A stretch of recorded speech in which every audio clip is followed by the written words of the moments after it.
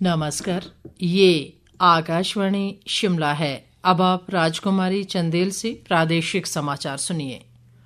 मुख्यमंत्री सुखविंदर सिंह सुक्खू ने कहा है कि केंद्रीय उपक्रमों एनएचपीसी व एसजेवीएन को वापस लिया जाएगा और इन परियोजनाओं के लिए दी गई अतिरिक्त जमीन भी उनसे वापस ली जाएगी। शिमला में चल रहे प्रदेश विधानसभा के बजट सत्र में आज प्रश्नकाल के दौरान विधायक नीरज नैयर के सवाल के जवाब में मुख्यमंत्री ने ये बात कही। उन्होंने कहा कि एनएचपीसी और एसजेवीएन को बिजली परियोजनाएं दी गई हैं और उनके लिए हिमाचल सरकार की शर्तों को नहीं माना जा रहा है। मुख्यमंत्री ने कहा कि एनएचपीसी का बैरासियूल प्रोजेक्ट व चमेरा 1 प्रोजेक्ट 40 साल पुराना हो चुका है और कायदे से इसे सरकार को लौटाया जाना चाहिए। उन्होंने कहा कि ऐसा नहीं होगा कि 12% मुफ्त रॉयल्टी में हमेशा के लिए उनके पास परियोजनाएं रहेंगी। सुखविंदर सिंह सुक्खू ने कहा कि इन सभी मसलों पर सरकार कानूनी राय लेते हुए आगे बढ़ रही है। विधायक हंसराज के अनुपूरक सवाल पर मुख्यमंत्री ने कहा कि केंद्रीय उपक्रमों के साथ लंबी लड़ाई चलने वाली है और इस लड़ाई की शुरुआत उनकी सरकार ने कर दी है। उन्होंने कहा कि सरकार ने तय किया है कि कोई भी परियोजना 40 साल के लिए ही दी जाएगी और 12, 18 व 30% बिजली रॉयल्टी भी शर्त रहेगी। विधायक जनकराज के सवाल के लिखित जवाब में शिक्षा मंत्री रोहित ठाकुर ने कहा कि प्रदेश के 16 राजकीय उच्च विद्यालय ऐसे हैं जहां हिंदी भाषा के शिक्षकों का कोई भी पद सृजित नहीं किया गया है।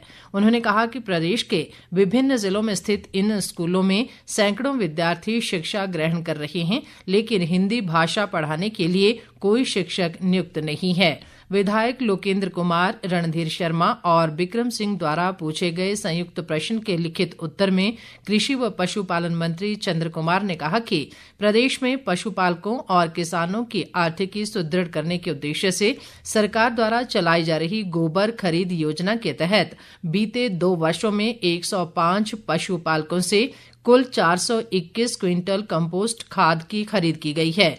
उन्होंने कहा कि इस योजना के तहत सरकार ने प्रति किलो 3 रुपए की दर से भुगतान किया, जिससे कुल 1,26,300 रुपए की राशि किसानों को प्राप्त हुई। चंद्र कुमार ने बताया कि योजना के तहत 20 विधानसभा क्षेत्रों में किसानों से कंपोस्ट खाद की खरीद की गई।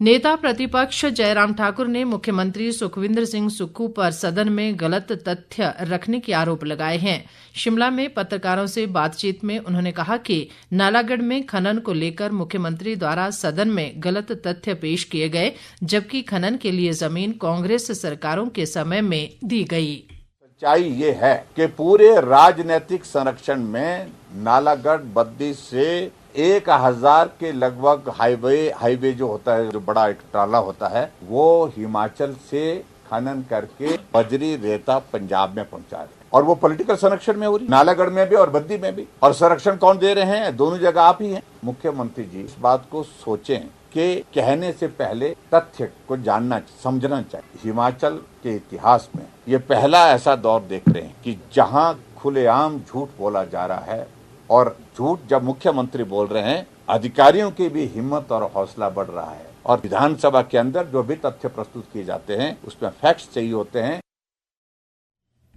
हिमाचल प्रदेश में जलाशयों का जल स्तर काफी गिर गया है और इसका असर जल विद्युत उत्पादन व फसलों की सिंचाई पर पड़ सकता है।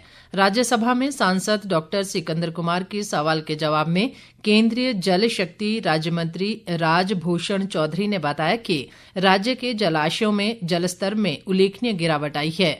उन्होंने कहा कि केंद्रीय जल आयोग द्वारा 13 मार्च 2025 को जारी बुलेटिन के अनुसार हिमाचल के 3 प्रमुख जलाशयों में उपलब्ध लाइव स्टोरेज कम हो गई है। राजभूषण चौधरी ने बताया कि इस वर्ष जलाशयों में जल भंडारण की स्थिति सामान्य से 33% कम दर्ज की गई है, जिससे जल विद्युत उत्पादन और सिंचाई सुविधाओं पर प्रतिकूल प्रभाव पड़ सकता है। उन्होंने कहा कि कम वर्षा और बर्फबारी के कारण केंद्रीय जल आयोग ने हिमाचल प्रदेश सरकार को एडवाइजरी जारी की है और राज्य सरकार से इस संकट से निपटने के लिए आवश्यक कदम उठाने का आग्रह किया है।